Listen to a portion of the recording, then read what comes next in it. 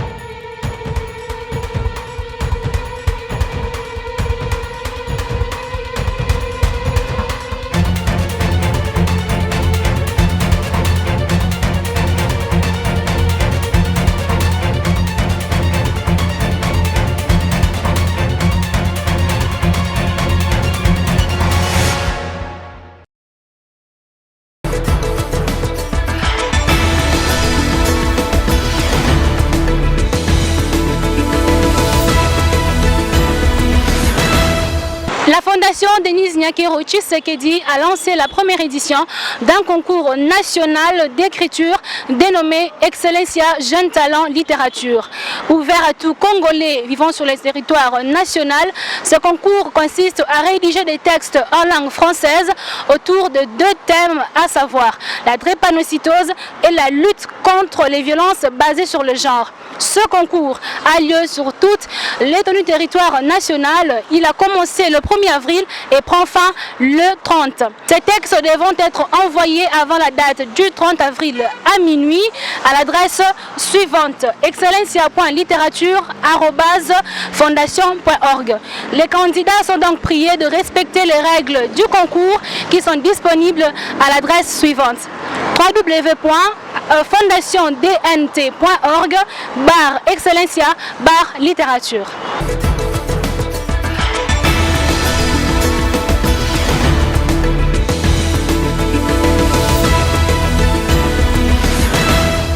Gabriel? Oui, maman. Le dîner est servi. D'accord. Alors, comment était l'école aujourd'hui? Bien. On nous a dit d'écrire ce qu'on voudrait faire quand on va grandir. Et qu'est-ce que tu voudrais bien devenir quand tu seras grande? Il était un petit poisson qui naquit le 1er avril. Il avait beau dire et redire qu'il était vraiment un poisson. Arrivé tout haut, qu'il était un petit oiseau. Fin. Écrivaine. Écrivaine, maman. Oui, je serai écrivaine. Excellencia Jeunes Talents Littérature. Vous êtes passionné de littérature? Vous avez du talent pour l'écriture? La Fondation Denise Nyakero Tshisekedi, en partenariat avec les femmes de lettres congolaises, lance du 1er au 30 avril 2021 un concours national d'écriture pour mettre en valeur votre plume. Pour participer, rendez-vous sur le www.fondationdnt.org, rubrique Excellencia Littérature. Bonne chance à tous et à vos plumes. Voulez-vous un autographe, messire? Gabriel? Oui, maman. Va donc te coucher. D'accord. Je vais vous raconter une histoire.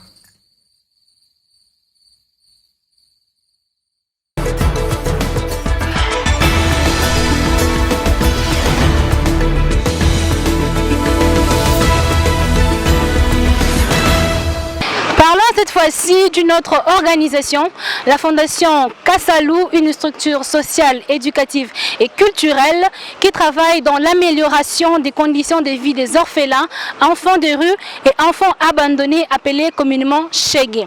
La Fondation Kassalou prend en charge tous ces enfants démunis pour un encadrement adéquat avec la possibilité de leur apprendre un métier afin qu'ils soient utiles à la société. La présidente de cette fondation, Fanny Tshisekedi Chilombo Kassalou, avait rendu visite à quelques établissements hébergeant les enfants des rues, les orphelins, les inoffensifs, notamment les orphelinats, la compassion de Bumbu, Art of Compassion de Selembao, EVV Bar Eden Delemba, la maternité de Delvo Angaliema. Vendredi 16 avril 2021, Tenez bien la date, le jour du lancement officiel de la Fondation Kassalou à l'hôtel du fleuve de la Gombe. Un avenir pour tous, c'est le slogan de la Fondation Kassalou.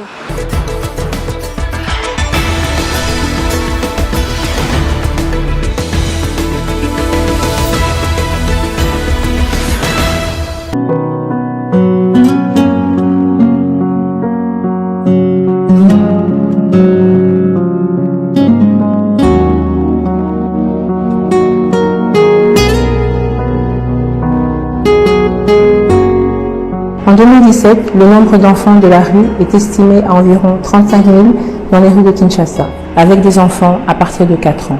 Abandonnés, orphelins, déplacés de guerre et traités de sorciers. Ils vivent la précarité, l'insécurité et l'exclusion sociale, privés de leurs droits fondamentaux, victimes de violences, d'exploitation économique, de viols et d'agressions sexuelles. Plusieurs initiatives de terrain, cependant, le champ est vaste et les ouvriers demeurent peu nombreux face au challenge. Tout enfant a droit à un logement, à une éducation et aux soins de santé. Face à tous ces défis, la Fondation Kassalou a pour ambition de créer des centres sociaux d'accueil et d'éducation sur toute l'étendue de la République démocratique du Congo.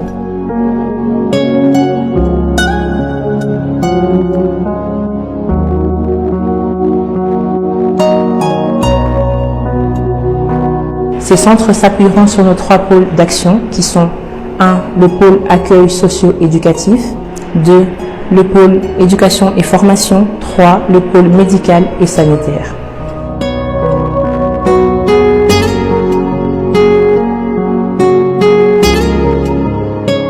L'éducation est l'arme la plus puissante qu'on puisse utiliser pour changer le monde. Et tout enfant a droit à un avenir.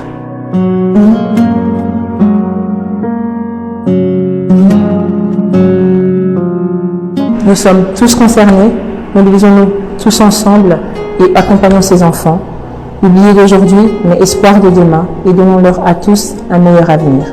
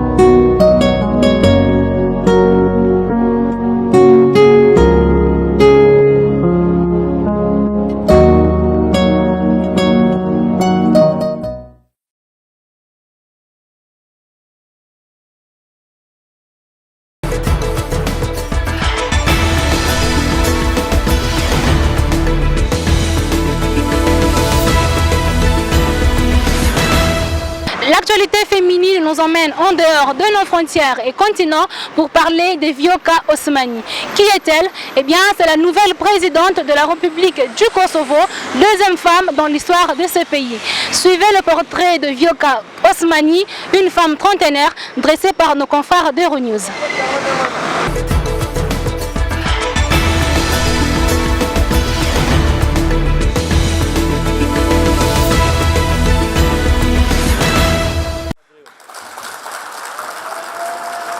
Après 3 tours de scrutin, Vyoka Osmani Sadriou est devenue présidente du Kosovo. Elle a recueilli 71 votes parmi les 120 membres du Parlement. Elle est la deuxième femme à diriger ce pays depuis la guerre d'indépendance contre la Serbie à la fin des années 90. Aujourd'hui, le Kosovo a une nouvelle fois élu une femme comme présidente. Pour toutes les petites filles qui nous regardent aujourd'hui, j'espère que vous vous souviendrez toujours de ce que je dis à présent. Les femmes peuvent prendre la place qu'elles veulent, arriver là où chaque nuit elles rêvent d'arriver et pour lequel elles travaillent dur et avec diligence.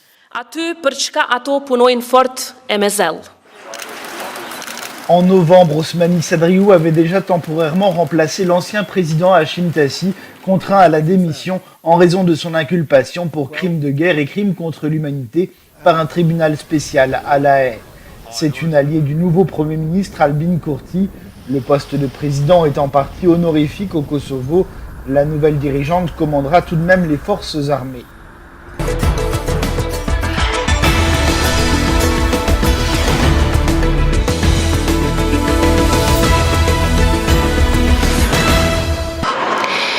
Savez-vous que les femmes ont de grandes capacités de leadership?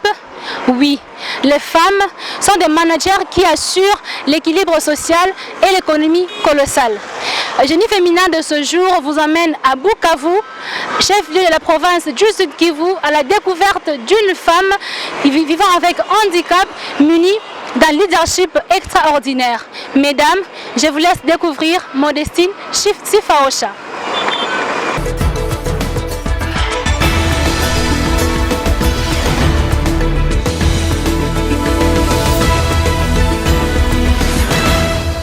Nous femmes, nous avons demandé l'émancipation de la femme. Et de ce fait-là, nous devons nous mettre au travail.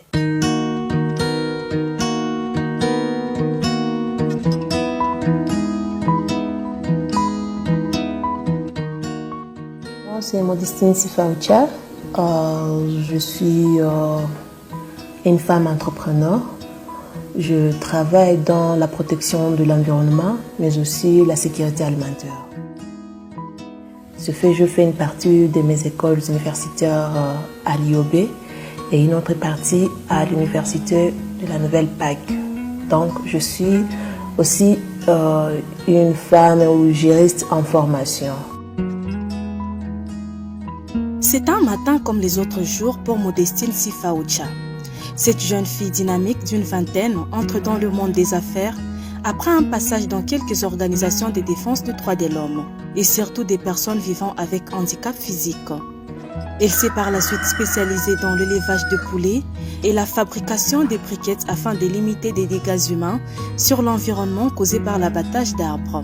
Ce qui m'a poussée de faire l'entrepreneuriat, c'est d'abord de voir qu'il y a l'abattage de bois. Et ça fait à ce qu'il y a vraiment un réchauffement climatique. Or, quand on parle du climat, on voit l'environnement. De ce fait, on s'est dit, bon, il fallait qu'on prenne les déchets végétaux pour qu'on les transforme en briquettes. Des briquettes que nous allons vendre à un prix là promodable. Le prix qui est trop bas par rapport aux braises. Parce que lorsqu'on parle de braises, là, on voit encore le battage des arbres. Aussi, quand on parle de la sécurité alimentaire, nous voyons aussi les enfants qui sont mal nourris, pas seulement les enfants, les gens qui sont mal nourris. Alors, nous nous sommes mis à élever le poulet, parce qu'avec le poulet, tout le monde peut en avoir, et encore à un bon prix. Les désirs d'être autonome, de créer de la valeur et le bien-être des jeunes sont ses motivations. Un métier certes, qui rémunère, mais aussi qui comporte des risques. Et si l'on n'est pas courageux, facilement on peut céder au désespoir. Bien que les risques soient légion, Modestine a osé. Elle a pu transformer ces risques en opportunités et ne peut compter que sur la satisfaction de ses clients.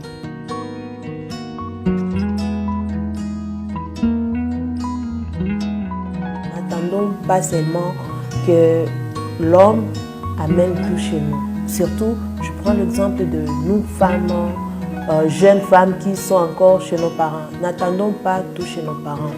Il faudrait commencer petit et rêver grand.